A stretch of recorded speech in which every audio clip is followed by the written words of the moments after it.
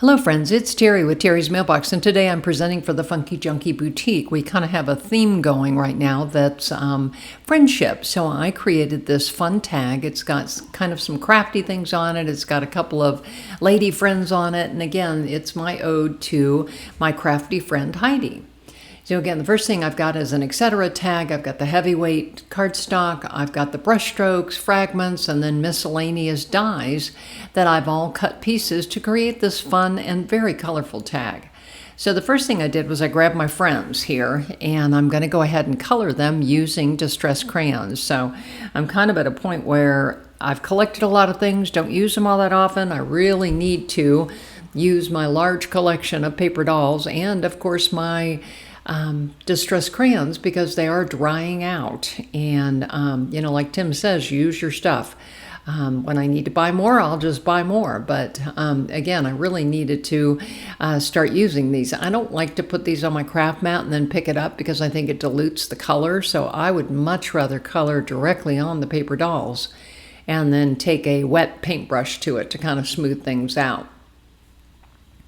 So I'm just going to kind of keep painting and coloring here.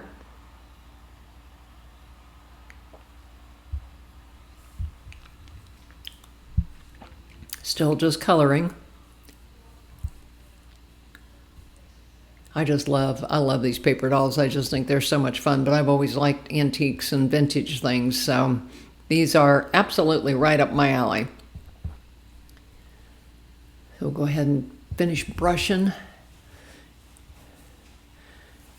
And so here's my finished dolls. I'll set them aside to dry, and I'm going to start working on my Etcetera tag, and see they're going to go there on the front. I'm going to use that cute little tag there, and some other things that kind of look crafty. Brush strokes, the fragments, stamp. So again, the first thing I'm going to do is I'm going to ink schmoosh it. So those of you that follow me know I love to ink schmoosh. So this is old paper and, what's the other one? Antique linen. So again, I'm kind of schmooshing and add more water and, kind of trying to make it run. I'm just trying to color that background just to kind of give it a base. And then I will stamp the brush strokes and the fragments on it. But for right now, we're still working on schmooshing. So you see I've got my heat tool out here. And again, like Tim says, it doesn't have to be crispy dry. You can kind of keep layering on. And that's what's cool about the distressed products, is they kind of layer on each other and really add a lot of dimension. So the next thing I did was I grabbed my tea dye, and I'm putting that on there kind of to make some blobs, and obviously getting inky today. So again, I'm getting lots of spots on there, and I'm going to spritz it with water and then use a paper towel to kind of pick them up. I didn't want a real spotty background. I just was looking for some color. So the next thing I did was I pulled out that brush strokes, and I ended up using the scattered straw, sponge sugar, speckled egg to add those circles on this. This brush stroke is one of my new favorite stamps. It just puts color down. It's great to put the color down and then put an image on top of it, or it's just great for coloring backgrounds, which is kind of what I did here. Was I just colored the background. So it was just fun. So here I am just kind of finishing up here, getting all the colors on there, kind of looking at it, comparing it. And then the next thing I'm going to do is I'm going to go ahead and use my fragments die. And again, I used pumice stone. I didn't want it real vibrant. And you can see I do not have it on a block or in a stamping platform. I'm just stamping. I'm just inking and stamping, just kind of giving some texture there to the background. Kind of fun there. And again, you can do all kinds of things with these little stamps and backgrounds. So the next thing I did was I pulled out that mini stencil number 52. So I picked one of them out of there, and I went ahead and inked it up with worn lipstick. And then you saw me wiping off the outer edge there because I didn't want that line on there. I really only wanted the design to show up. So here I'm going to ink it again. Put it up here at the top, and you can see it on the tag. It really does kind of come out behind my ladies. So, and I wasn't happy with the depth of the one on the bottom, so I went ahead and stamped it again.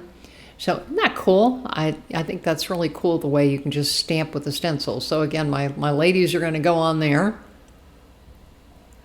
So the next thing I did was I used Collage Medium to glue the base piece on there. And you can see I've got a lace dye crochet piece cut out of craft cardstock that I'm using. You can see a brushed butterfly. You can see a Friends is actually cut out of a script. It's an older script set. And then I have that Out of Limitations Comes Creativity, and that is a stamp and die set. It's definitely an older one. It's a framelit with a stamp, number 660189. So again, I put that in the bottom, and I'm gluing all the pieces on here. And you can see here that I have a piece of ephemera from the junk drawer ephemera. And that's what I use there. That's that black piece that the paintbrush is sitting on. So again, I pulled a very old crackly paintbrush from my stash and wanted to add it on there. So the next thing I'm doing is stamping that cute little stamp, and that came from the Ladies and Gent stamp set. It's CMS 268. So again, I stamped that up at the top, and again, that round bobble is from also that ephemera set. So again, it's Terry with Terry's Mailbox, and I'm presenting for the Funky Junkie. I'm on Instagram, Facebook, YouTube, and Blogger. Would love to have you come and subscribe.